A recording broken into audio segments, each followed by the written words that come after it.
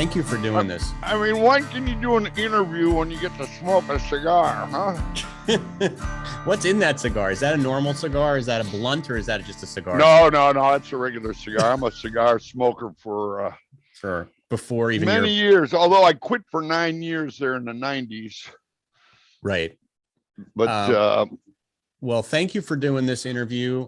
I'm excited to see your show. I haven't seen, I mean, I've just seen clips of it because I guess there's nothing, at least there was nothing for me to see yet. But did you see the first season? I watched a lot of the first season. So is it going to be a continuation of that? Yeah, I mean, the first season really was, this Hollywood actor comes to rural Oregon and decides to grow cannabis, which was just.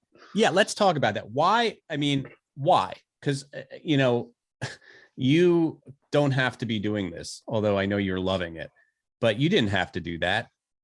You were perfectly successful as an actor. You could have stayed in Hollywood, stayed in.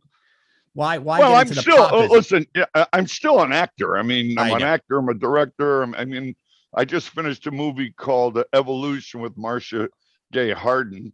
So I still act. Get to do that. And the idea of Growing Belushi, I'm still, acting, writing, directing, producing, and growing. And, I get to do a lot of things in my life, man.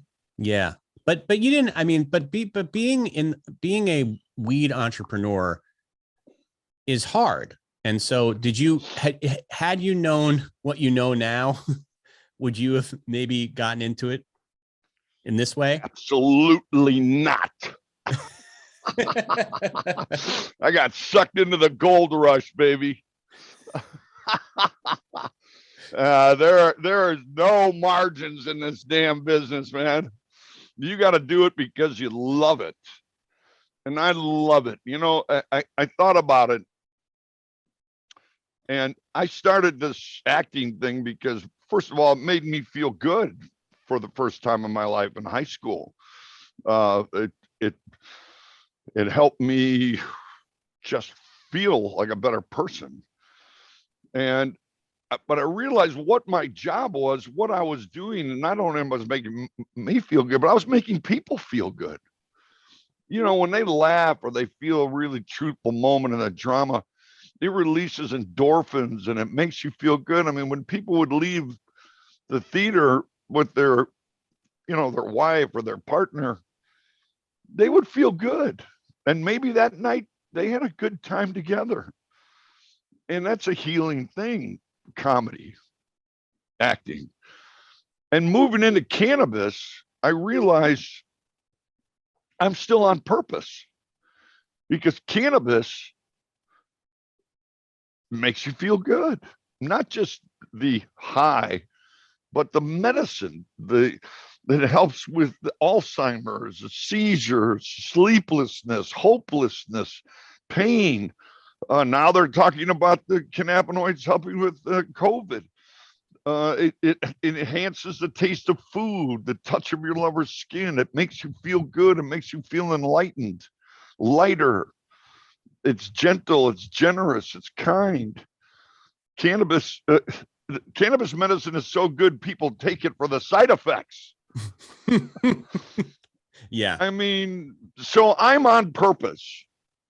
The difference is when I do movies and television, someone else is financing it. This one I'm financing. Right. So that makes it harder. So you say it a little. Yeah. It just makes it. I had a great year last year. All right. I broke even. That's a success. A success. I can't even say the word success story in cannabis.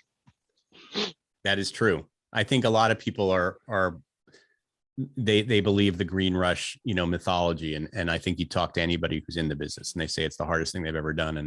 And making money is not right away in the cards. No, I mean, you break down you sell a joint, you got, 6 cents for the roller, the rolling paper. You got 25 cents for the box. You got the labor that adds up to about 50, 60 cents a joint.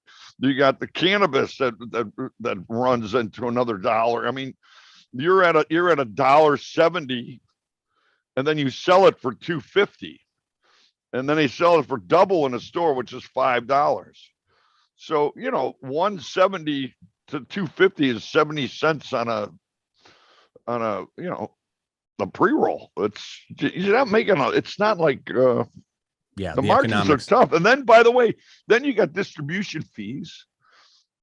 You got insurances. I mean, like I said, I broke even last year. I'm really thrilled. Well, congratulations on that. And one of the things that a lot of people struggle with cannabis that are in the business is marketing. And you had this show, you had the opportunity to have this show, Growing Belushi, the first season. I'm wondering how much you thought that helped in terms of your awareness of your product, sales. Did you guys see a direct correlation between that show and business? Well, the first episode, we spent a lot of time about the Captain Jack strain, the smell of SNL. Mm-hmm. That landrace strain that Captain Jack got in the Kush Mountains in the early 70s and planted it from seed to flower for 40 years. He was the weed dealer at Saturday Night Live. That's how I found out about him, because Danny Aykroyd turned me onto him. Well, we did a whole episode around the Captain Jack. And in Oregon is the only place I can release it. We can't keep it in the store. It sold out immediately. So this show, of course, promotes my products. But also this season, we're growing a Grow Tech greenhouse. Jeremy and Mike at Grow Generation supplied so many things for our new greenhouses. We got Andon dehumidifiers. We got Rogue soil. We got Foch lights, LED lights, which increases the light increases 30% in these greenhouses, especially during the winter grow, and it increases 30% yield. Plus, we use advanced nutrients this year, which has increased our THC and our terpene values along with those Foch lights. I mean, so yeah, we're promoting their products, but these people are on the cutting edge of cannabis, and we're showing it on the show. I'm trying to build confidence in cannabis. I'm trying to show the audience the cleanliness, the testing, the safe consumption, how to consume, where to get it, how to grow it. I mean, there's one episode in the first episode this season where Chris and I go head to head, and we each grow 2 plants. Mm-hmm. So we go to Grow Generation, and I put together a kit, and we literally show the audience how to grow it in their garage if they wanted to. Wow. So I'm informing them and I'm entertaining them. There's a great comedy and a great relationship with Chris. Got Dan Aykroyd here. We do a whole second episode with Guy Fieri. Yeah, tell me about that. So Guy, my God, he stops at the farm, and Chris, my cousin, who was in this, he was in a restaurant business for 35 years. He's a cook, right?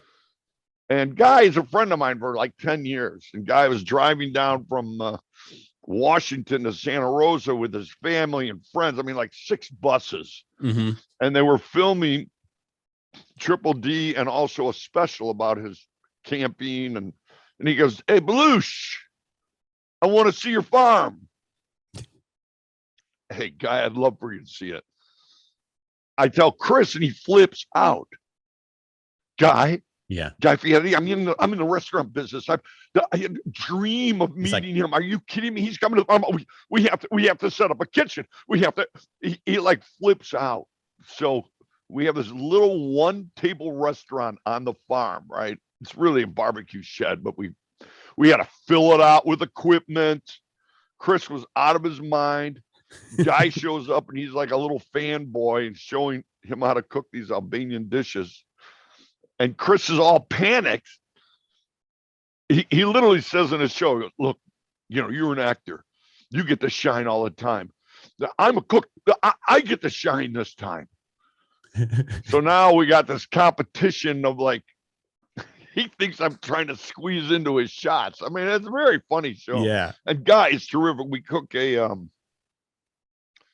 I make him a Blues Brothers ice cream that I came up with Dave and at Cloud Creamery in Massachusetts. He just released it actually a couple of weeks ago. But anyway, we cooked that with Guy. We cooked some Albanian food with Guy. And then we come to the backyard here, and Guy sets up a whole kitchen with all these people and, like, I don't know, felt like 80 cameras. And we filmed the whole episode in the backyard by the river here. That's amazing. It's just been it's going to be a fun season. How much of it is really real and how much of it is scripted? I think people always want to pull the curtain back. Like, how much of it is thought out before the cameras roll and how much of it is just like, this is a slice of life of what happens to Belushi's farm? Can you even tell us? Yeah, well, the way it works is really simple and complicated.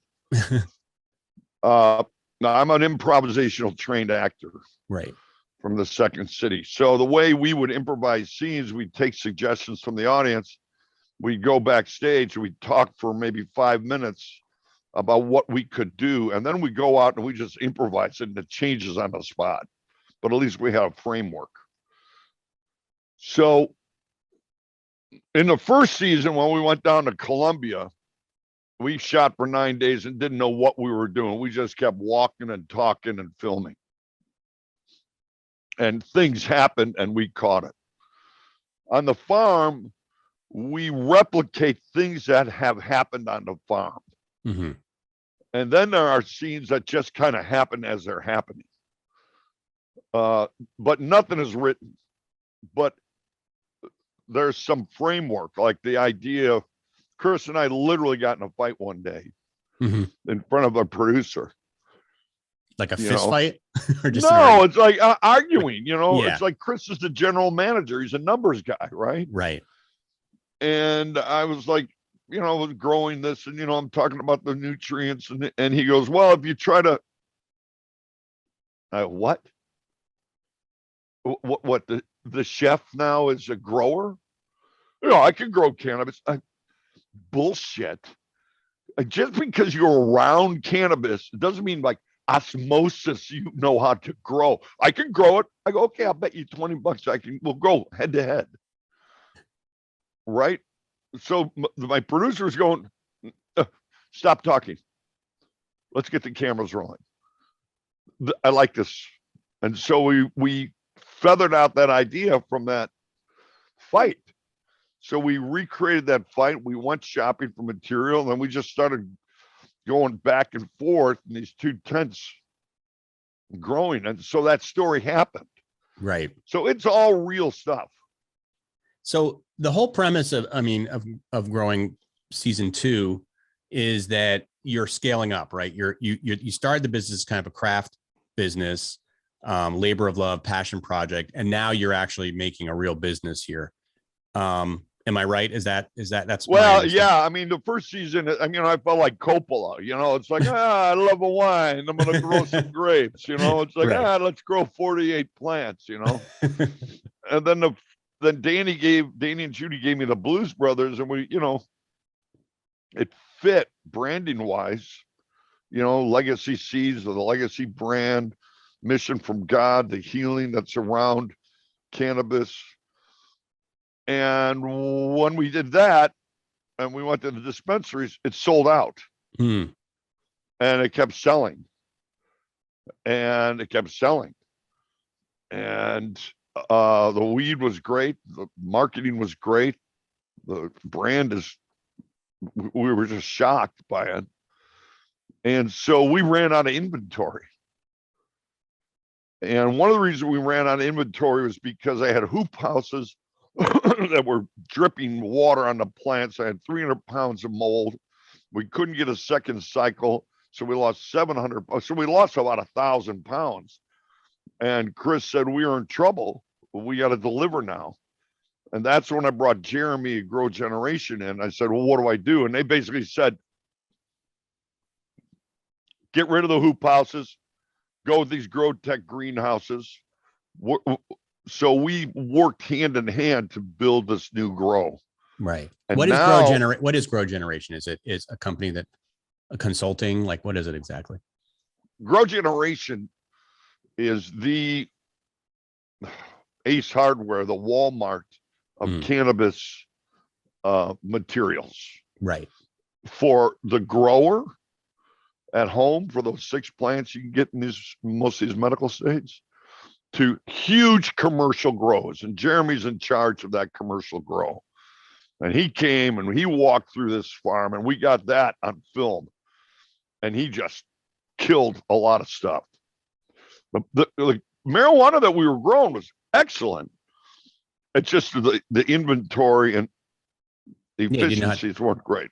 So it was efficiency. It's learning how to grow more and not killing it. I know there's one scene where you kill Dan Aykroyd's plant. Yeah, that was from the first season. He made me go to Colombia to get those seeds, and this is real, okay? These land race strains, which are strains that are pure, right, not been hybridized, especially the sativa, the ones we got, the Santa Marta Gold, the Punta Rojos, the Mango Biche, from Colombia. The problem is their cycle is 14 weeks. 15 weeks for them to mature.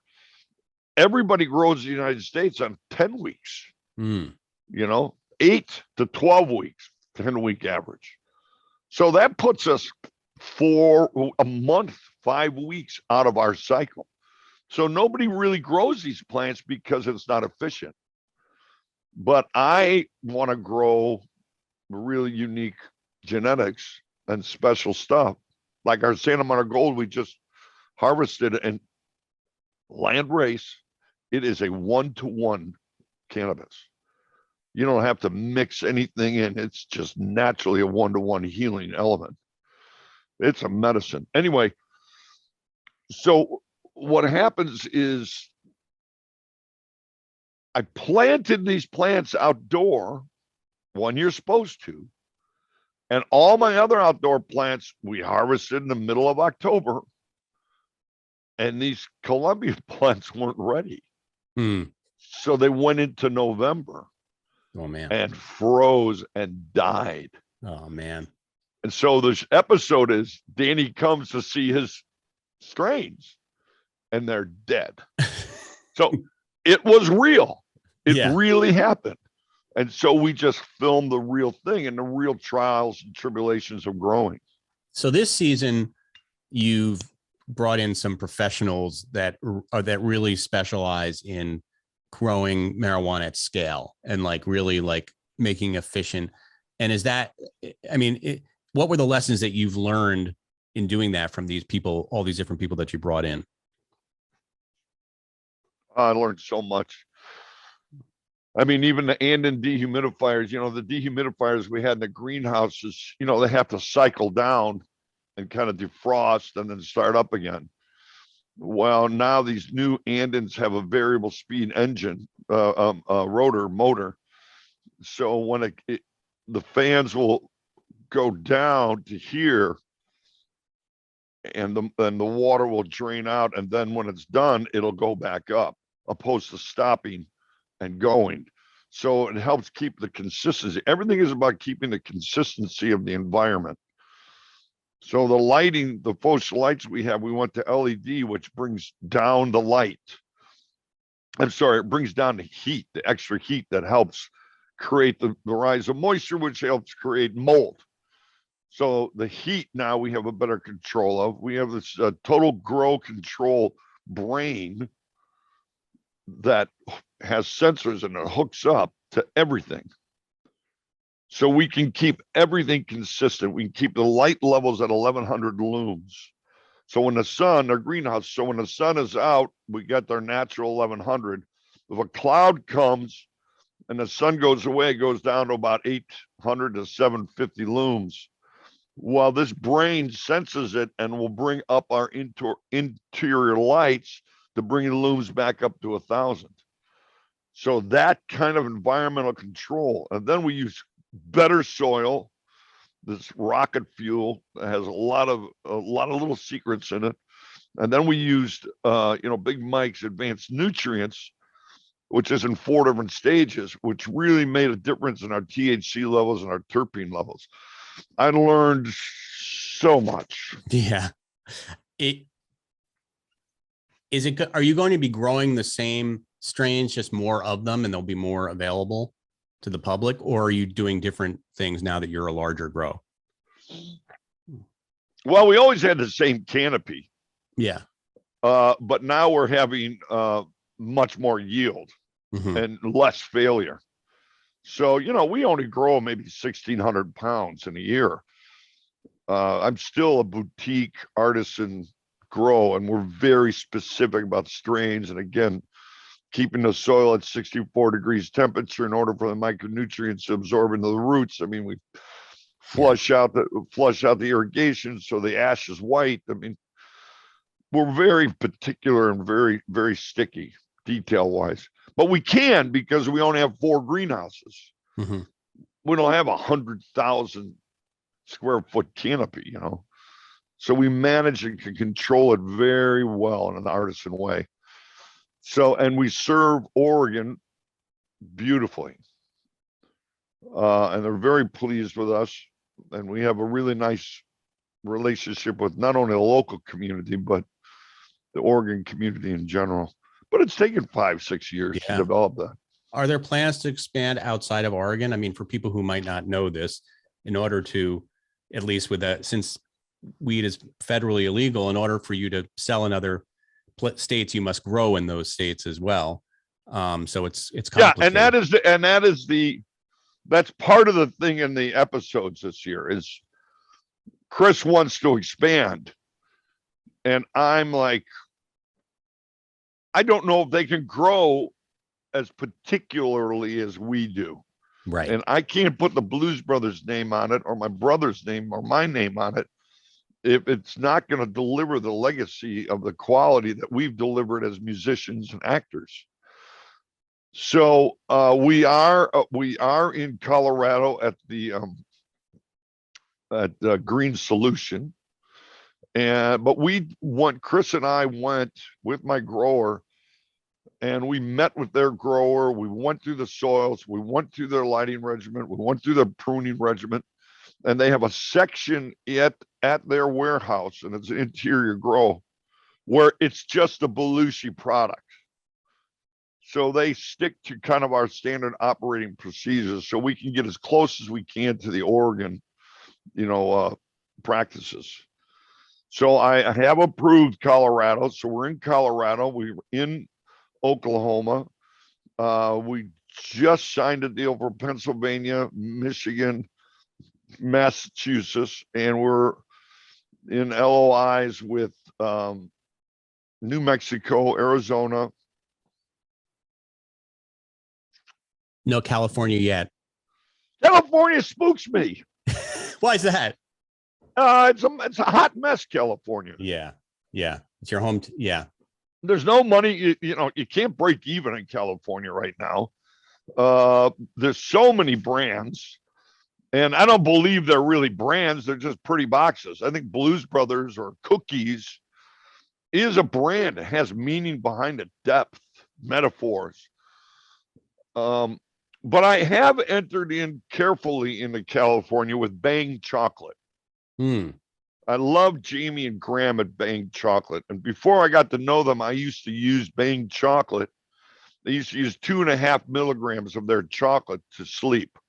Okay. And I really like their product. We met with them.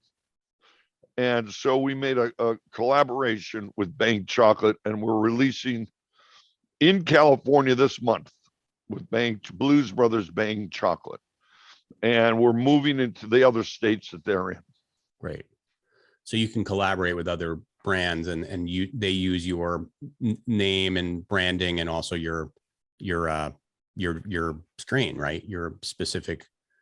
Yeah, we have specific strains that we use. It's like we work with Select here in Oregon, and may go in a couple of states slowly, and they're the ones that use our Captain Jack vape pen. But again, there's a problem. So we're a small grow. We grow enough Captain Jack to kind of keep the joints alive, but then we have to give a lot to Select in order for them to make these live resin vape pens.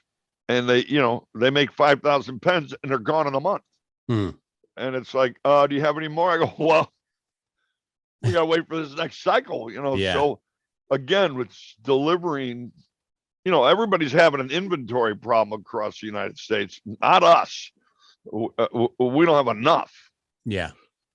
So Do you have, and this might be a sensitive topic and you don't have to talk about, it, but do you guys have any issues with crime? I mean, a lot of people that I talk to in the business, in the grow business, are having, issues with theft and crime right now. Is that something that you guys have had to deal with at all? not at all. Okay. Maybe 5 years ago when we were doing strictly outdoor, we had somebody jump the fence and cut some big branches and take them. They probably got away with about 10 pounds. Right. And it's like they must have needed it or they wouldn't have done it. We don't have any trouble with crime at all. Everything's cameraed up. Everything's locked up. What we do have trouble with in Jackson County and Oregon particularly is the cartel influence and pretending to grow hemp and growing autoflower. And they made a bust here about a month ago, 5 miles from me. They busted 2 warehouses with 500,000 pounds of illegal weed. That's been going on in California and Oregon. They come in and they intimidate farmers and they take over their farms. They carry guns, and our governor declared a state of emergency in Jackson County to allow the state marshals to go on to farms, because it's a hemp farm. It's a regular business. You can't go on without a warrant. But Right. if there's an emergency, they can walk across the line. And they cleaned up Jackson County, and they're still cleaning it up. So that kind of crime is still going on, that illegal, cartel type of action. And that hurts everybody. It hurts our industry, the recreational industry. It floods the market. And also that kind of weed, we don't know the pesticides they're using. We don't, that it's never tested. We don't know anything that's in it. Yeah. And that hurts the consumer. So, but then there's growers in California that, were promised all these things if you go legal, and they can't make a living. Right. So they're and these forced guys are artisan growers too. And some of them are like selling stuff out the back door just to stay alive. Yeah. It's nuts. How to close here, how do you use cannabis in your own personal life? Like, I know you really consider it to be medicine. Are you able to work under the influence of cannabis? Is it something you use to chill out after work? Like, how has it been effective in your life, in helping your life? Well, as an actor, I never used at all while I was acting. Because I never drank and never smoked while I was doing the work. Because the joy and the endorphins and the adrenaline that flow naturally as an actor is the joy of life for me. I use it. I'm a real lightweight. I mean, there's 4 strains on my farm that I won't even taste. Oh, that's interesting. Because yeah. Come on, taste it. No. That's too strong for me. I mean, I took a hit. I went to a concert with a girl who I knew very well, and we each took 1 hit of the Captain Jack joint before the Grateful Dead concert. And I was in the car, and I looked at her, and I was like, "Who is this girl? Who am I?" And I was like, I was so high. Right. You didn't like it. No, I didn't. I'm just too... So I have one called Cherry Pie, which is about a 19% THC and about a 3% terpene. And the entourage of that is so chill, man. You can talk, you can be charming, and my old lady didn't even know I took a hit. I mean, I tell this story. I come downstairs one night and she goes, "Are you hungry?" I go, "Yeah." She goes, "You want to go out?" I go, "Yeah, sure. What do you have a taste for?" I said, "Yeah, cheeseburgers." She goes, "Oh, it's a little heavy for me, Jim." And I said, "Well, how about some sushi? I love that place in Sautel." Oh, I had sushi with my mom last night. And I'm like, what are you asking me what I'm going to eat, what I want to eat when you know damn well we're going to where you want to go and we're going to eat what you want to eat? And she's like, whoa. So the next time I take a hit of the cherry pie, I come downstairs. She goes, are you hungry? Yeah. You want to go out? I go, sure. She goes, where would you like to go? And I said, baby, we can go to Taco Bell as long as you're sitting across from me. That's and some good weed. She's like, wow, aren't you charming? I go, am I? So I called Cherry Pie the marriage counselor, right? Exactly. And I sold out of it because I had told this story at a harvest party.